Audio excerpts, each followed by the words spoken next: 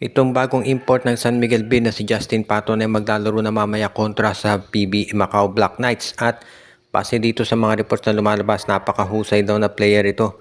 Maski itong si CJ Perez ay nagulat sa nagagawa nitong si Justin Patton, lalo na partikular dito sa opensa. Magaling daw to sa 3 points pati na sa atake sa basket. So mukhang all-around player ito. Ang maganda pa dito kay Patton, yung height niya na 7'1", pwedeng ipantapat dito kay Bol at doon sa iba pang malalaking mga center ng nasa PBA Commissioner's Cup ngayon. Ito siguro dahilan kung bakit hindi kinuha ng San Miguel ito si Chris Macolo at ito si Benny Boatwright.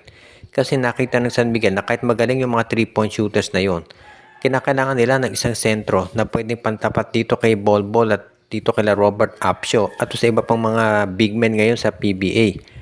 Kaya itong San Miguel, kinuha itong isang center na malapad yung katawan, plus of course alam natin na meron ding tira sa labas. So yan ngayon yung mukhang nakita ng Beermen na po pwede nilang ma-acquire. Kaya nga kung sakasakali, magiging maganda itong kombinasyon ni Patton at itong si Junmar Fajardo.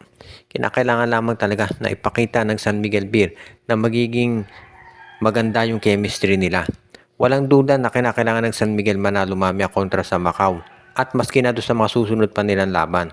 Dahil mahihirapan ng San Miguel na makabawi kung magkasunod-sunod yung talo nila. Alam natin na maikli lang ang PC ng management pagdating dito sa mga import at understandable naman yan dahil maikli lang itong elimination round ng PBA. At kaya nga kailangan first game pa lamang itong si Pato na magpakita na kung anong kaya niyang gawin para naman ganahan yung mga local players nitong San Miguel Beermen.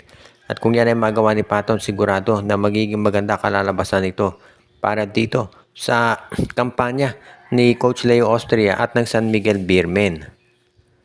At ang susunod, i-report natin, ito raw Phoenix Fuel Masters ay hindi muna raw mag-entertain ng mga trade offers para kay Richie Rivero. Kung inyo maalala, may balita dati na itong si Richie Rivero daw ay ite-trade kapalit nito si Alex Stockton. Pero ngayon mukhang malabo na yan dahil si Stockton bumaba trade value dahil dito nga sa mga miscues na nangyayari do sa game. Kapag siya ang involved, sabi nga ng iba, halos lahat daw natalo ng Converge involved itong si Stockton dahil do sa kanyang hindi magandang decision making. Samantala naman ito si Richie Rivero, tumaas na yung value niya dahil nung huling game naka 40 points nga to, pero bago pa yon, consistent scorer talaga to para sa Phoenix.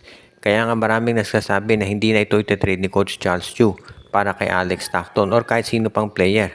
Sa tingin ko itong si Richie Rivero ngayon ay makukonsider natin na isa talaga sa mga up and coming superstars ng PBA. Kaya malabo na yan talaga, napakawalan ni Coach Charles Chu. At alam niya na very talented dito si Richie. At yan ang dahilan kung bakit ito ay hindi na niya bibitawan.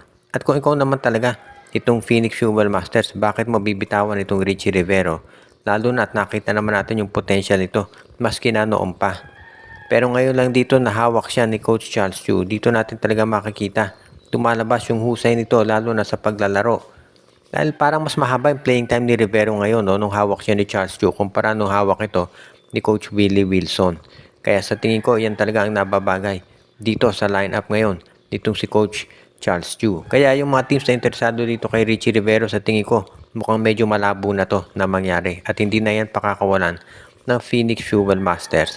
At least, unless of course, kung ang kapalit niyan talaga ay matinding superstar din, Pero sa ngayon mukhang hindi ito mangyayari at itong si Rivero ay mananatili dito sa Phoenix at alam natin na gusto ng management na manatili yung momentum nila sa panalo.